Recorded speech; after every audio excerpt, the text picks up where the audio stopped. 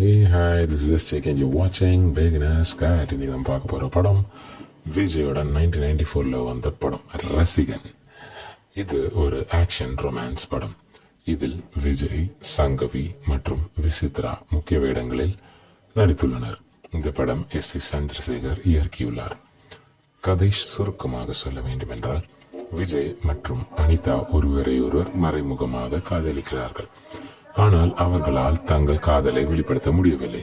அனிதாவின் தந்தை அவர்களின் காதலை புரிந்து கொண்டு அவர்களை பிரிக்க முயல்கிறார். ஆனால் விதி அவர்களுக்கு வேறு திட்டங்கள் வைத்திருக்கிறது. படம் பற்றி மேலும் தெரிந்து கொள்ள விரும்புகிறீர்களா அல்லது விஜயின் மற்ற படங்கள் பற்றி அறிய விரும்புகிறீர்களா? இங்கு கமெண்ட் பண்ணுங்கள்.